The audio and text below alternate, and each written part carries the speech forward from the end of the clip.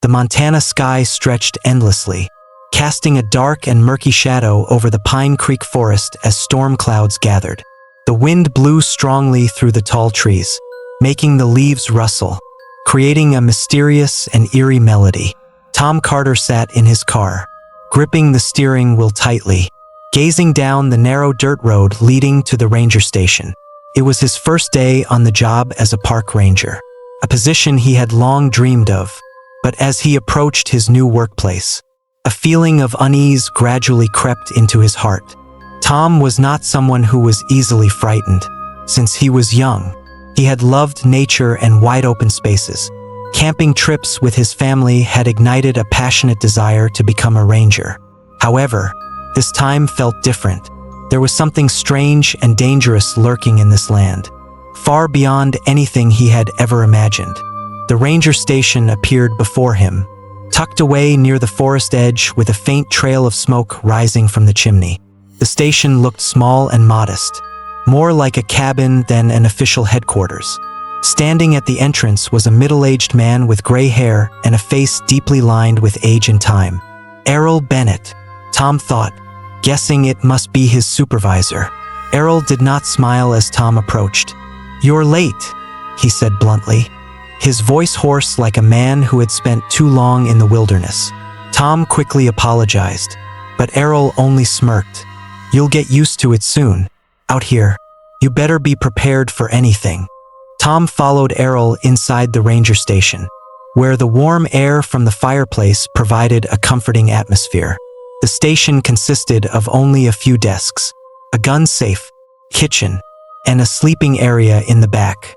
Tom noticed another ranger sitting quietly in the corner, staring out the window as if waiting for something. The man's name was Daniel Black Elk, a Native American with long black hair tied back. Daniel did not speak as Tom entered. There was only a calm, deep look in his eyes, reflecting a hint of mystery and depth. After a few minutes of discussing patrol duties with Errol, Tom began to feel the isolation of the place more acutely. The Pine Creek area spanned thousands of acres, stretching across dense forests, majestic mountain ranges, and crystal-clear streams, making anyone feel small and lost in the wild. Errol handed Tom a map of the area and instructed him to look for signs of poaching and anything unusual. "Poaching is a big problem here," he said sternly. "They hunt everything, from wolves and deer to bears." During his first few days of patrol, Tom began to sense an eerie silence in the forest. The tall trees stood like ancient giants frozen in time. Any small noise, from the crackling of dry leaves to the wind blowing through the branches, startled him, making him feel as if someone was watching from the shadows.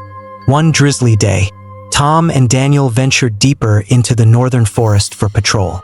The farther they went, the colder and wetter the air became, with the tall pine trees densely covering all sunlight. The narrow trail was slippery from the rain, but Daniel led the way with confidence, as though he knew every blade of grass and stone in the area. Suddenly, Daniel stopped and raised his hand, signaling Tom to halt. He looked down at the ground and spotted strange footprints, deeper and larger than any bear tracks Tom had ever seen. Daniel crouched, touching the mark, his face becoming serious. "These aren't the tracks of any animal we know," he said. "We should leave." Tom nodded, but before they could turn back, a growl echoed from the distance. It was deep and low, carrying an unnerving tone. Tom's heartbeat quickened, and he looked around but saw nothing except darkness and towering trees. "Let's go," Daniel said firmly. They quickly retraced their steps, but Tom felt as if a pair of eyes were watching them the entire way.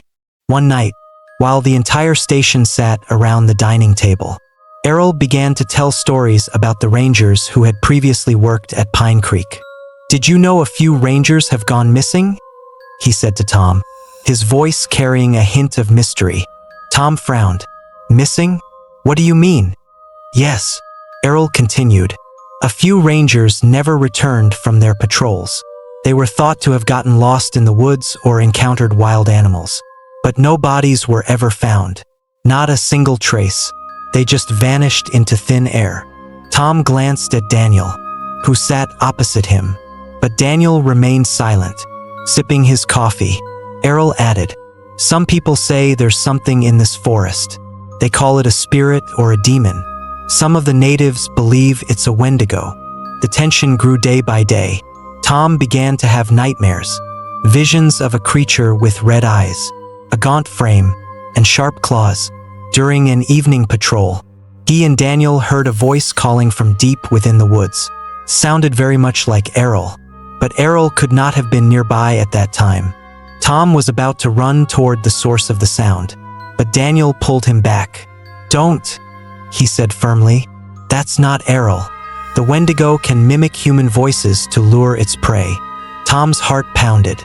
They quickly returned to the ranger station, but he felt as though something had followed them the entire way. Despite his initial skepticism, Errol began to have doubts after witnessing the strange signs in the forest. He decided to plan a hunt for the creature with Tom and Daniel. They dug a deep pit and lined it with dry branches, intending to lure the creature into the trap and burn it to kill it. Throughout the night, the three of them remained on high alert. The sky was pitch black, and the stillness was so deep that only the wind rustling through the leaves could be heard. Suddenly, a strange noise sounded from afar, growing closer. Tom's heart raced as he saw a tall, gaunt shadow appear between the trees. The creature moved with an eerie grace, each step making a crackling sound like dry leaves underfoot. As it approached the pit, Errol suddenly stood up, aiming and firing, but the Wendigo reacted faster, lunging at him with terrifying speed. Tom barely had time to see Errol knocked to the ground before Daniel dragged him away. The Wendigo's howls echoed throughout the forest, throwing everything into chaos. Tom and Daniel fled desperately, but Daniel stumbled and was caught by the creature. Tom turned back, firing at the Wendigo repeatedly in an attempt to save his friend. Daniel shouted for Tom to run and not look back. In that final moment, Tom saw the creature's eyes, a gaze devoid of humanity, filled with hatred and hunger. Tom ran frantically back to the ranger station, where he called for help. When the rescue team arrived, they found only a ravaged station and a Tom exhausted and haunted by the horrors he had experienced. After the incident, Tom left Pine Creek. In the months that followed, he was constantly haunted by even the faintest of sounds when near the forest. Even though he had left the area, he could not escape the memory of what he had seen. He realized that the Wendigo was still out there, wandering in the dark woods, waiting for lost souls to hunt. Tom understood that this journey had not only changed his life but had also taught him about human limits and the power of fear. The Wendigo might be a creature from legend, but its terror was all too real, a reminder that sometimes the scariest monsters are not the ones out there but the ones within ourselves. Tom had been at Pine Creek for nearly 2 months, but the fear and anxiety still surrounded him daily. The strange occurrences were no longer just fleeting shadows or distant noises. They were becoming clearer and more frightening. Once, while patrolling alone, Tom felt an unusual chill as he approached the northern area of the forest, where the strange footprints had been found earlier. The air seemed to thicken, and he felt as though the space around him was compressing, making it difficult to breathe. Suddenly, a whisper sounded behind him, as if someone were calling his name. Tom turned around, but there was nothing except the silent trees and darkness. He told himself it was just an illusion, but he couldn't shake the feeling that he wasn't alone. The deeper he ventured into the forest, the more frequent the strange phenomena became. Shadowy figures flitting at the edge of his vision, faint laughter from afar, and once, the glimpse of a gaunt creature with glowing eyes among the branches. Daniel continued to share stories of native legends with Tom. One story that chilled Tom was about a man named Mohican, a hunter of the Lakota tribe. Mohican was once a great hunter, but during a harsh winter, when food became scarce, he fell into despair. With no other choice, Mohican killed and ate a companion. Daniel said, the moment his friend's blood touched his tongue, Mohican's soul was cursed. He was no longer human, becoming a creature eternally hungry for life. It is said that the Wendigo is Mexican's embodiment, still wandering the forest, hunting for lost souls. Tom asked Daniel if he truly believed these stories. Daniel looked at him with a deep, unwavering gaze. There are things here, Tom, that can't be explained by logic.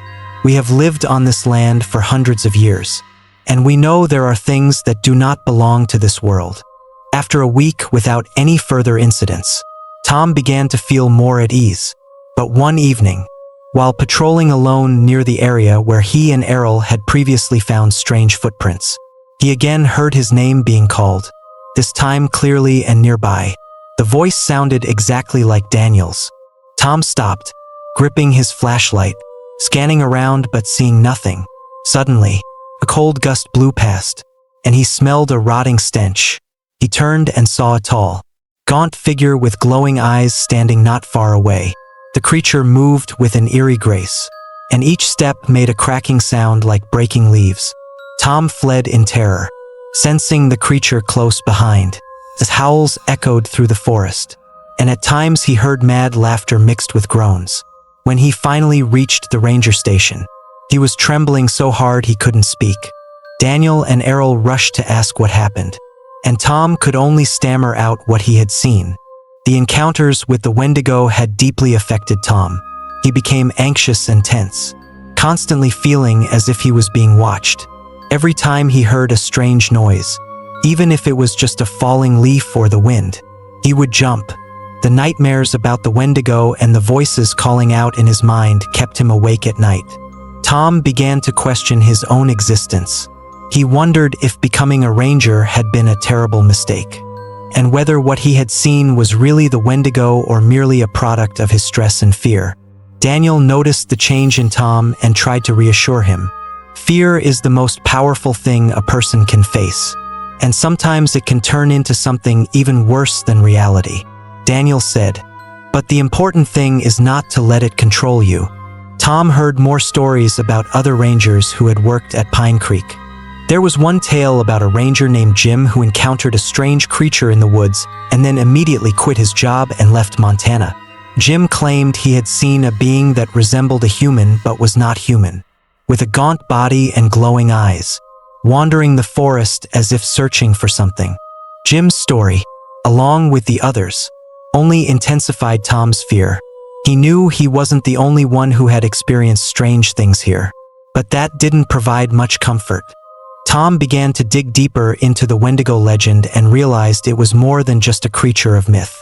The Wendigo was also a symbol of greed and despair within the human soul.